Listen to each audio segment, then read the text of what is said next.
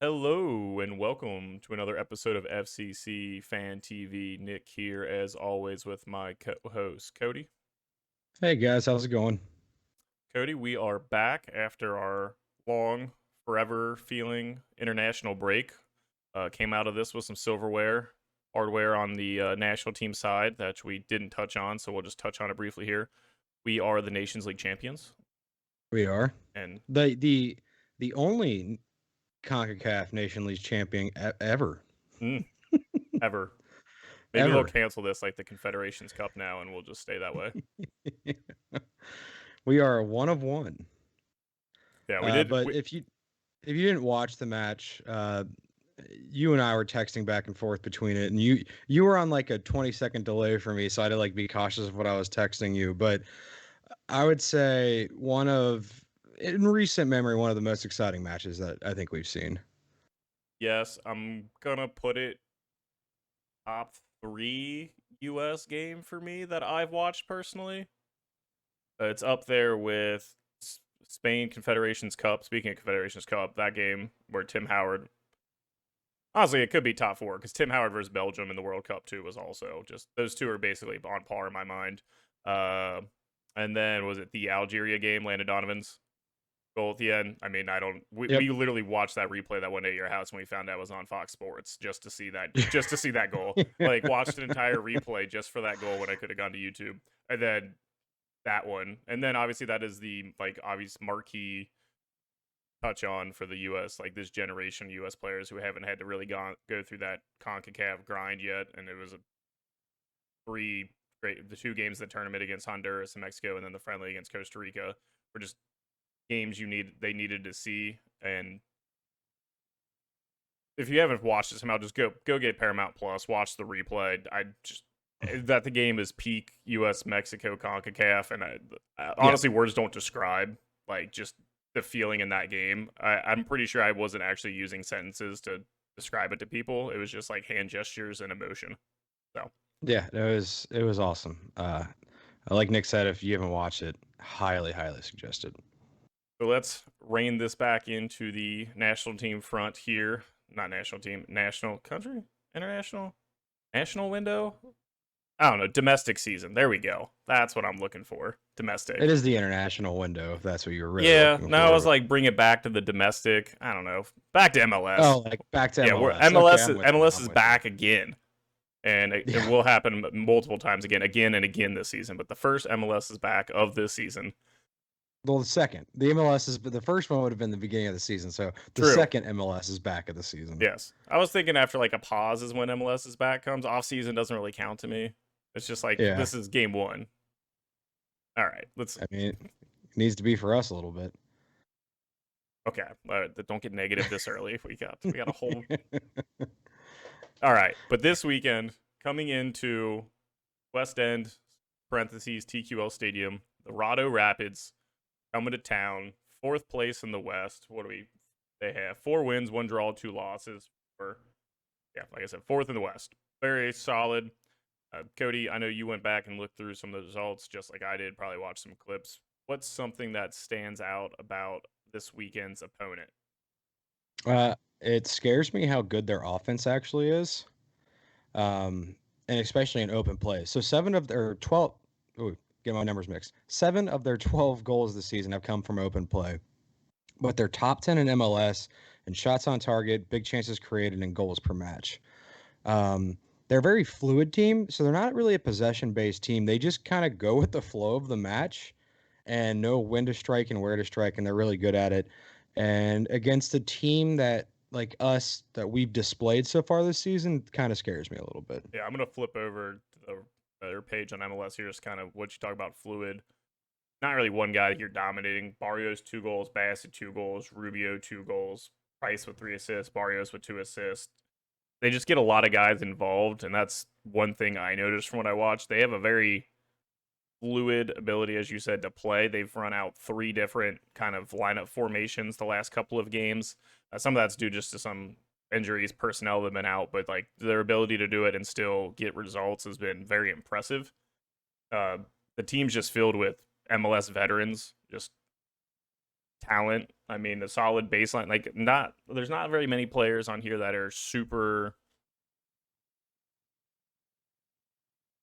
super fantastic. Like big money signings, and honestly, their only one anomaly just got hurt, so he's going to be out. I think 12 to 16 weeks or something crazy like that. Yeah, he's had a long But time. everyone here just has such a high floor, and it's just contributed to like just a very solid team to start this season. Yeah. So you mentioned the lineup. So last game against Dallas, they went on a 4-2-3-1.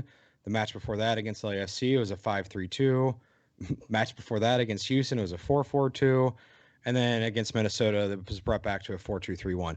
So their ability to change lineups on a weekly basis and still put up results. The only one of those matches that was a loss was LAFC, and it was only 2-1. It's scary. Yeah, Like we are in for a match come yeah. I'm Saturday. gonna flip us back over to that lineup against Dallas because it's kind of what I expect to see coming into this game with one change. The only change I expect to see here is Mesquita here is gonna be replaced for Kellen Acosta now that he's back from the U.S. team. Yeah. So him and Price sort of play the 6-8 hybrids, kind of like we see out of Cruz and Kubo here. That 4-2-3-1. Maybe not Jonathan Lewis starting. He's kind of more of a sub too, but either way, this is very similar to what I expect to see. And if Lewis doesn't start, he's obviously going to come get onto the field. Wilson started all 7 games, and then even then, if they go with that back three with Babacar, who's been out with a hamstring, like he could start in one of these spots, and I don't think they drop off. Bassett now, young youth, U.S. international, going to be a lot of pressure on him to perform now that Nomley's hurt. But kind of up top, Rubio and Barrios have kind of been the two spark plugs their offense, and they kind of interchange a lot. Like they're never always like Rubio's kind of drops in, he'll play the false 9, he'll switch out to the wing, Barrios will come up top. It's just everything here is just interchangeable, and everyone knows their role, and it's just good. Yeah, and Bassett's kind of my player to watch on Saturday. Young guy, really good player in MLS so far. Last in the shortened season last year with 14 matches, he had 5 goals, 5 assists. He's already got 2 goals and an assist so far to start this year.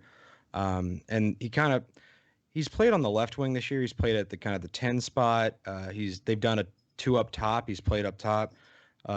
He can play anywhere on the attacking side and excel at it. So Bassett was kind of my player to watch Saturday. Did you have anyone particular you were kind of keeping an eye on for Saturday's Definitely match? Bassett, as like I said, U.S. youth team, so I've kind of kept up with where those kind of guys pop up around the league. It's in that vein. Sam Vines at left back is one of the top left backs in MLS. Likes to get forward, puts in a very good cross. It'll be very interesting to see how that battle ends up on their left, our right, between I would assume Barrial and Jal out there trying to mark Barrios and Vines. I'm not looking forward to watching that happen. But Barrios has been really good yes, this he's year, been fantastic. and he was always a solid player with Mhm. Dallas. But this year they pretty much plugged him into this offense and just let him go. And I think he has 2 goals, 2 assists so far on the season. Yeah, but I would say Bassett for me.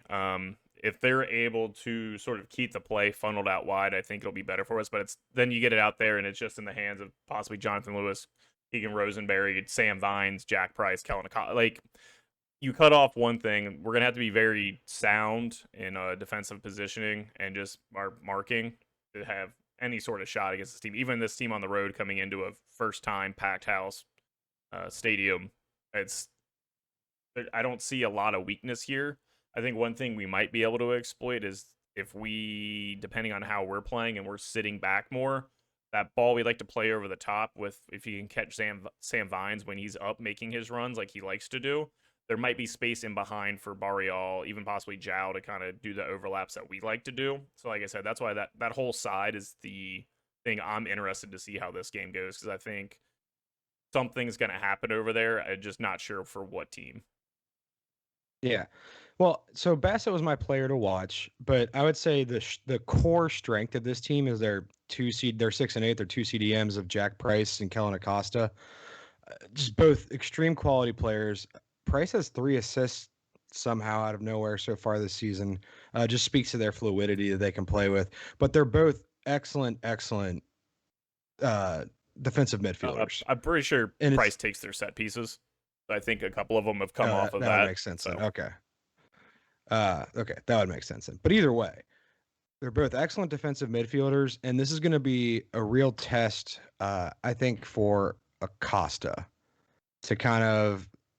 One of them's probably going to be marking him as he's moving his way upfield. It's going to be an Acosta match of him being able to exploit what he can to see if he can feed. I assume Locadia is going to. You're hoping for a 4-3-3. We're going to go into this in a second, but I still think we're probably going to play what we've been doing and have two at the top. So, and we haven't had no Locadia news to my knowledge so far. no, It's getting right towards the the only end of his news I loan. think that's come out as of today: Calvin Harris knee surgery, out 6 to 8 weeks. Kovacevic activated to the active roster, and we found out Vermeer's on a supplemental spot, not a senior spot. So that's kind of the news there. So I don't know if that really changes anything for our starting lineup, but that's the only real news that we've heard on that front. So, and all I was trying to get to there is it's going to be up to Lucho to kind of make his way through these two defensive midfielders and feed Brenner or Locadia up top. Yeah, so let's just flip that on now. What we expect to see, I think, expect and hope might be two different things here. So start there with you. You think we're going to come out in the back three, back five? Yeah, with Stanko kind of playing that pivot role, going between both. Do I want to see Gus go back to the 4-3-3 at this point? Yeah, I think it would be more effective, but at the same time, this lineup has worked to a sense. We haven't looked as bad, and I don't mean to put that in a negative way, but we've won one match, and we just haven't looked as bad. So you've got to think that Stom's going to kind of keep going with it. I'm a proponent of the changes I've wanted to see in that formation, and which I still don't think will happen. Like the 3-4-1-2 a little more, because I think Acosta loses some of his magic when he's stuck out there on the left and can't get on the ball in the middle of the field. It's the outlet that we need, and it just bogs our whole fast break offense down because everyone looks immediately left. He gets pinned on the sideline. Not as much space for him to get into. I don't mind the back three. I don't know if I necessarily still like Stanko back there. I get what he's doing because then we do switch to the 4-3-3 like every time with this as soon as we go down. So if you're just going to make the switch when you go down, just start in the 4-3-3 in my mind. But either way, because I honestly think with the way it's kind of rough because neither of our wingbacks are good defensively. Like even Moderita, like he tries at least. But I wouldn't have mind. The effort's there. So I wouldn't mind if like Viacia was the right center back and like Pedersen was the left center back because that still gives you someone that can comfortably play the ball and Jeff Kamer can cover for him not being good in the air because he can't jump. Again, cannot jump.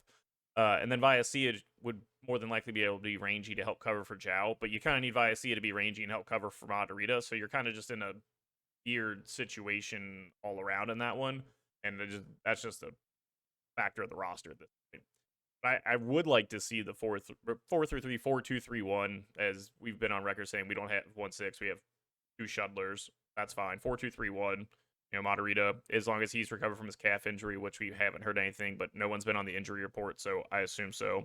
I assume Cruz is good to go after a pretty poor international break call up to Costa Rica. They didn't look awful against Mexico, but they didn't look good in either of those games, then especially against the U.S. on the friendly, but that was all the bench, so can't really take anything from that. But then Viacia, Zhao, Cruz, Kubo at the pivots, Acosta, Locadia, Brenner, Barreal. Like I do prefer Locadia up top, but if you're playing it's just one of those. Yeah, well, and I think the benefit of us going back to a 4-3-3 or a very similar formation is getting Barreal back onto the pitch, not putting him in as a sub. Yeah, I just don't because. Yeah. I mean, when he's played, he's looked so good. Like it honestly hurts not having him out there just for the chances he creates in general. And I get the Locadia Brenner thing kind of has worked. Locadia has looked a lot better in that role. Brenner still I don't think he's up to form yet with with MLS, and we don't feed him how he likes to be fed, also, which is a lineup issue. Yeah. Um, but your lineups, which I also want, I just don't think it'll happen.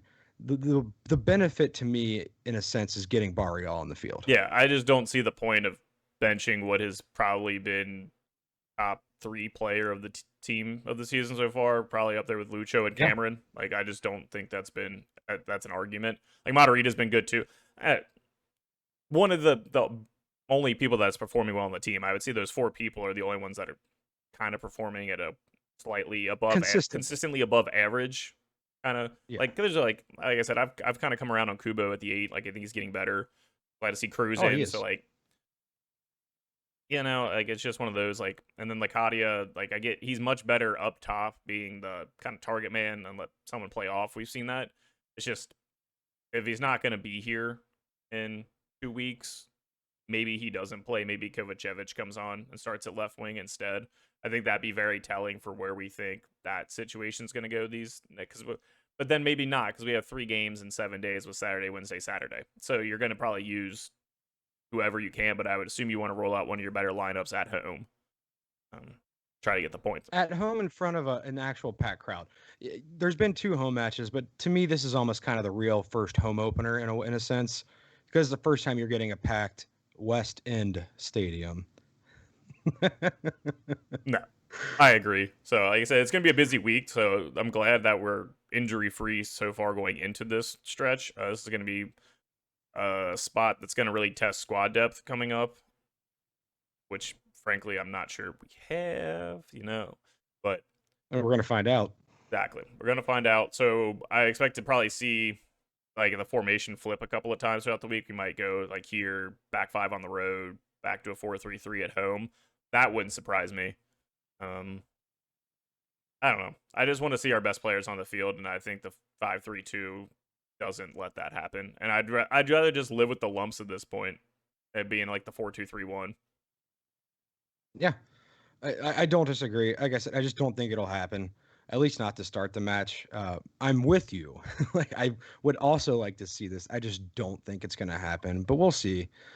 Okay. We're actually going to come Player of the out match. and play in the flat 4-4-2. We watched a lot of Sweden game tape, and we're just going to bunker as hard as possible in that shape.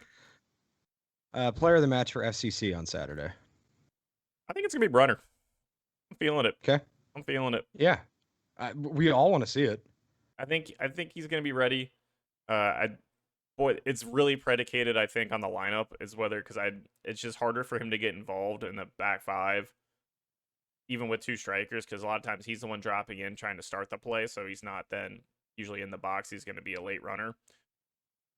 So this is me hoping on my formation choice, but I think it's going to be Brunner. I think he's due for one. I think he just kind of smashes one in. I think he might even get 2.